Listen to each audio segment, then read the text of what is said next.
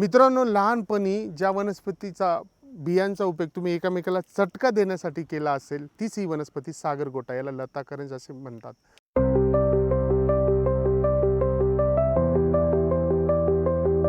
मित्रांनो, पोटफुगी, उदरामध्ये गॅस होत असेल, पोट साफ होत नसेल, पोटामध्ये कळा येत असतील, त्यावेळेस याच्या मगज आणि सैंधव मीठ आणि थोडंसं त्याच्यात हिंग टाकून याचं औषध घेतलं असता तुमची उदरशूल थांबतो, पोटफुगी थांबते.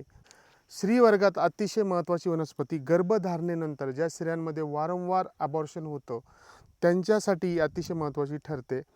गर्भाशयागत विष किंवा टॉर्च टेस्ट ज्यांची पॉझिटिव्ह येते आणि त्याच्यामुळे कार्डियक ॲक्टिव्हिटी येत नाही बाळाची आणि वारंवार गर्भपात होत असतो, अशांना याच्यापासून बनवलेली, याच्या मगजापासून बनवलेली सुपर्जा वटी किंवा कुबेराक्ष वटी दिली असता गर्भधारणा व्यवस्थित होते, गर्भस्थापन व्यवस्थित होते आणि गर्भाशयागत विष पण नष्ट होऊ पाहतात. त्यावर कुठल्या प्रकारची सूज असेल तर ही बी उघडून लावली असता ती सूज कमी होते.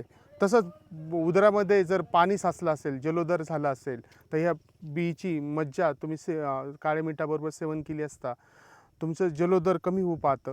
तसेच मित्रांनो, तुम्हाला मुक्का मार लागला असेल आणि रक्त साकळले असेल, त्यावेळेस लताकरंजची कोवळी पाने घ्यायची, त्याचा लेप केला असता साकळलेले रक्त व्यवस्थित त्याचे रक्तभिसरण होऊ पाहते आणि तिथे साकळलेले जे रक्त असते त्याचा निचरा होऊन तिथे स्किन व्यवस्थित होते. तर अशा प्रकारे सागरगोटा अतिशय महत्त्वाची वनस्पती जर तुम्हाला भेटली तर नक्की वापरा. धन्यवाद मित्रांनो.